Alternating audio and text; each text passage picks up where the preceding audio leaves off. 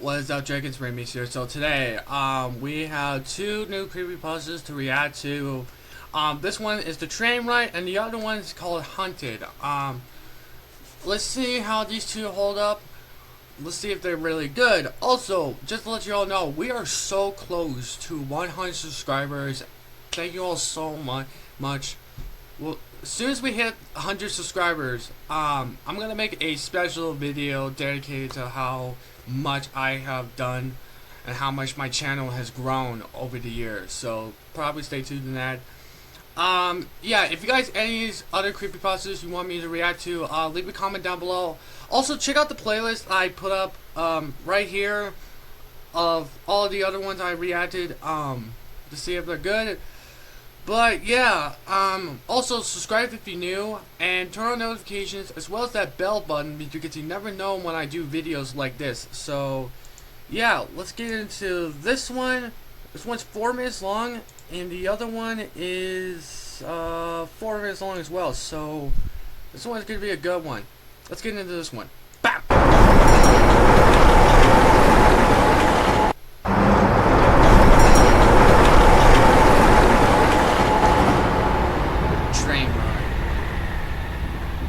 That's terrifying. It had been a long, tiring day at work. It was quiet as I waited alone for the train. I never took a train ride. It was just a bit after midnight, and so dark that I could only see the square foot around me that the small light illuminated from above. Oh boy, that's terrifying. Fortunately, I wasn't stuck waiting long for the train. Eagerly, I ran in the second the doors opened. There were only 2 other men in the compartment. Not unusual for this time of night. One of these are fake, but I never took a train ride, or not even rode a train, because from where I live, I never took a train. Never. I've seen trains, but I never took a train ride. I rode buses and being on the rode a car a lot, but never had a train ride. So that's kind of new for me. But yeah, just riding the train along at night, it's terrifying. The place reeked of smoke from the older man huffing on his cigarette. He took another long drag of it and watched me as I came in and took my seat. I sat and looked up at the other man, sitting across from the smoker. He was only about 5 seats away, but his face was hidden by his hood, so I had trouble making out his features. His eyes, though, I could see them clearly. One was normal, but the other was red, where it should have been white. Bloodshot? He stared shamelessly back at me with a tight, almost pained expression. That's terrifying. I nodded at him, trying to break the tension, but he just continued to stare at me. So I looked out the window, trying to ignore his gaze, but I could still feel his eyes on me. The train lights began to flicker and went out for a moment. Sorry, folks, said a voice over the static of the PA. we're gonna get maintenance on that in the morning. We apologize for any inconvenience. My stomach dropped, and I struggled to control my breathing. I reminded myself that there was no reason to be afraid of the dark. I was a grown man, a tax-paying adult who... Kind of like that as well. I'm a grown man. I'm in my 20s.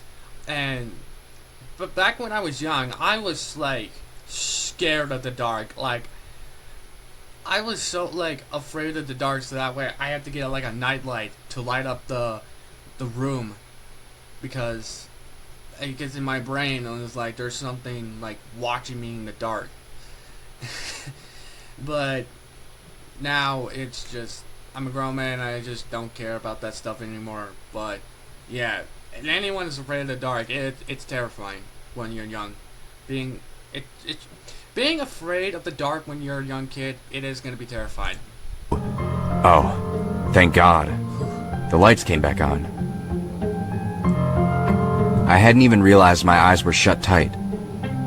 Sighing, I opened them to see the man's unsettling eyes staring directly into mine, from only 2 seats away. Bewildered, I looked over at the older man who hadn't moved from his seat. He took another drag from his cigarette and coughed, acting like nothing had happened. Oh, Oh no. The train rumbled down the tracks. I was afraid to look back at the red-eyed man. I didn't want to. I didn't want to move or even breathe. I think the red one's fake. I tried to convince myself that the whole thing was in my mind. Maybe I was just tired from a long day of work. Same here. Maybe I was just paranoid and he wasn't even looking at me. That's terrifying. The lights flickered again and went out. I held my breath, waiting for the lights to come back. Oh no. After a moment, they did. But the man... he was in the seat next to mine. His face only a few inches away from me. I leaned back. What the hell is your problem? What are you doing? He didn't respond. Oh, that's terrifying. Instead, the smoker angrily said, "Look, kid, if you wanted me to put out the cigarette, you could have asked nicely, alright?" Not you. "Not you, man. This guy." The smoker stared at me for a second, confused. "It's, just you and me in here, kid. You alright?" The red-eyed Called man it. hadn't moved or responded at all. Called it. Then the lights went out again. Oh no. Oh. Okay. I called it. I called that one. The red one, the guy wearing the red hoodie, was fake. He was not in the train, and it was only the smoker and the dude. Just, oh my god, that one, that got me good. That, I was terrified of that one. But yeah, never take the train alone at night, everyone, because there's some weird stuff going on at night. So, yeah. So, the next one we're going to have to react to is The Haunted. This is another creepypasta. It's also 4 minutes long. Let's get into this one.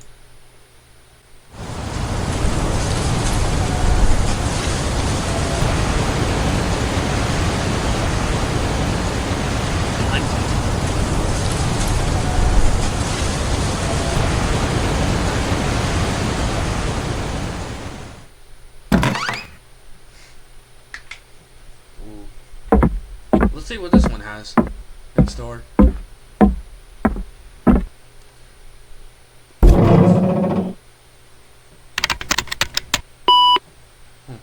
I was doing some night hog hunting in the woods near my backyard. I was hiding in the tower I had built about a decade ago. In case anyone's wondering, I of course had a night vision scope attachment. Night hunting. I guess I'm what you would consider a hardcore hunter.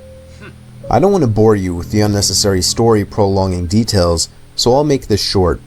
And I want everyone to know that though I agree this story sounds far-fetched and crazy, it is nothing but the truth. And I in a way actually consider myself lucky that I'll always have such a horrifying story to share. So, while I was sitting in the tower waiting for movement, it finally came. I took aim and found the source. But it wasn't at all a hog, or any kind of animal I was expecting. It was a person, a man wearing all black. Black sweatpants, black shoes, and a black hoodie with the hood over his head. But that wasn't the freakiest part. He was dragging a sack behind him. My heart started racing. I was pretty sure I was witnessing this guy trying to bury a body. I continued to watch him, but then he slowed down, and I swear to God, it looked as if he turned his head up to me. I ducked down under the wooden walls of the tower, shaking in my boots. Yes, I had a gun, but just the idea of using it against a person is horrifying. Yeah, no shit. I lay low, praying to God that he hadn't seen me. It wouldn't make sense if he could, though. It's practically pitch black out here, or at least that was my logic. Seconds felt like an eternity as I waited for the footsteps in the leaves to move elsewhere, but I didn't hear any footsteps. All I heard was the sound of a foot hitting one of the wooden planks on the ladder of the tower. I felt the entire tower vibrate and shake as there were 2 more steps moving up the ladder. At this point, I was asking myself deep down, am I going to be able to shoot someone? But for some reason, whoever was down there decided not to climb all the way up, as I heard them jump back down to the forest ground and began dragging the sack away. I think I stayed frozen like a statue for at least 10 minutes before even peeking over the ledge again. The coast seemed clear. I had to get home and warn the police immediately. Good idea, dude. I hopped over the ledge and descended down the ladder. That has to be like terrifying. If you like going out hunting, you know, like hunting deer or elk or something, and you just witness someone carrying a body for like a bag with a body inside, immediately I would immediately like call the cops or something, because that is horrifying. I turned on my pocket flashlight, which in hindsight was a stupid move considering the situation, and ran back in the direction of my house.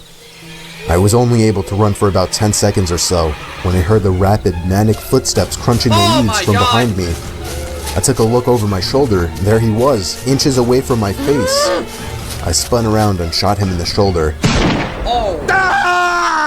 He stopped and screamed in agony, and I took that moment to finish my dash to my house. That is terrible. Again, in hindsight, I should have held him hostage somehow, but that doesn't even matter now.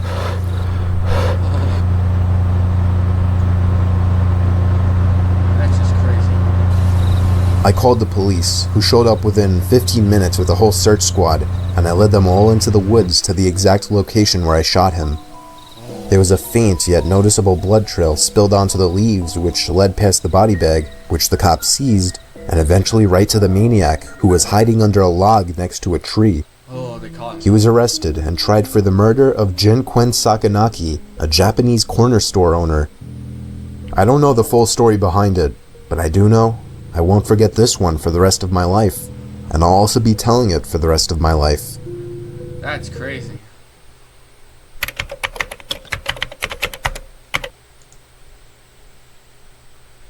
Oh.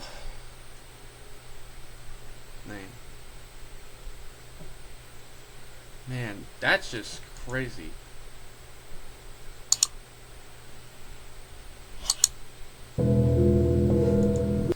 Wow. Okay, those two were really good. They're really good ones. Yeah, that was insane. The freaking body bag one, that was just crazy.